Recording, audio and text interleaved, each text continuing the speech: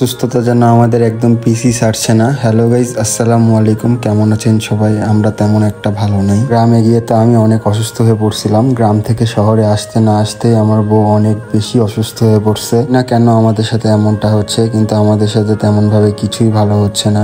ওইটা খারাপ লেগে আছে আমাদের সাথে। রাত পর্যন্ত বউ অনেকটাই সুস্থ ছিল, কিন্তু হঠাৎ করে সকালবেলা অনেক বেশি অসুস্থ হয়ে পড়ছিল। সুস্থ হয়ে পরে সে কেমন ভাবে কিছুই খাইতে পারতেছিল না। তো এই বৃষ্টির মধ্যে সে আমার কাছে আবদার করছিল সে কালাইয়ের রুটি খাবে। আমি তো আমার বউয়ের আবদার সবসময় পূরণ করার চেষ্টা করি। এই বৃষ্টির মধ্যে আমার বউ আমার কাছে ছোট্ট একটা আবদার করছে, যতই বৃষ্টি হোক আমি তো তার এই আবদারটা পূরণ অবশ্যই করব। এই জন্য আমি বৃষ্টির মধ্যে বের হয়ে পড়ছিলাম তার জন্য রুটি নিয়ে আসতে। আর তার জন্য আরো একটা সারপ্রাইজ নিয়ে আসছিলাম। ও একটা ট্যাঙ্গিস টাইপের ফ্লেভারের চকলেট অনেক পছন্দ করে, কিন্তু চকলেটটা অনেকদিন ধরে পাওয়া যাচ্ছিল না। তো হঠাৎ করে আজকে চোখে পড়ে, তাই তার জন্য নিয়ে চলে আসছিলাম আমি। আজকে আমাদের সব দিক দিয়ে একদম ফাড়া চলে যাচ্ছিল। এমনিতে আমার বউ অনেক অসুস্থ, তারপরে আমাদের এখানে 6-7 ঘন্টা ধরে কারেন্টও ছিল না। আর বউ যে অনেক অসুস্থ তার চোখ মুখ দেখে বোঝা যাচ্ছে। ও একটু অসুস্থ হলে ওর চোখ মুখ অনেক দেবে যায়। এখন তো অনেক বেশি অসুস্থ, ওই জন্য চোখ মুখ একদম দেখাই যাচ্ছে না। আমার বউ রুমে এসে একদম তার পছন্দের চকলেট খাওয়া শুরু করে দিছিল।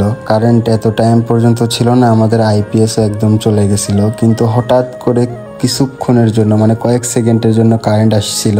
কেন জানি আমাদের আইপিএসটা আবার জ্বলে উঠছিল, কিন্তু বেশিক্ষণ আবারও স্টেবল করছিল না আমাদের আইপিএসটাও। আমি যতটুক টাইমে আলো ছিল ততটুক টাইমের মধ্যেই মাংস গরম করে নিচ্ছিলাম যেন ও খেতে পারে। মাংস গরম করা হইতে না হইতে আবারও আইপিএস এর আলো একদম চলে যায়। এখন আমি ওকে ধরে ধরে টেবিলে নিয়ে আসি যে এখানে একটু আলো আছে, ও খেতে পারবে। পুরাপুরি 9 ঘন্টা পর আমাদের বাসায় কারেন্ট আসছে। আসার পরে আমার বউ আমাকে বলে ওঠে যে সে কফি খাবে। তো তার জন্য আমি কফি বানাইতে শুরু করে দিই। আর সে প্রতিদিন রাত্রে কফি খায়, সে ব্ল্যাক কফি খায় প্রতিদিন রাত্রে, কিন্তু ওর কফিটা একটু ইউনিক ধরনের কফি। আর ওর প্রতিদিনের কফিটা আমি বানিয়ে দেই। ইউনিক বলার কারণ ও কফির মধ্যে প্রতিদিনই 2 চামচ ঘি খায়। জানি না আমার বউয়ের মতো এরকম ব্ল্যাক কফিতে ঘি আর কেউ খায় কিনা।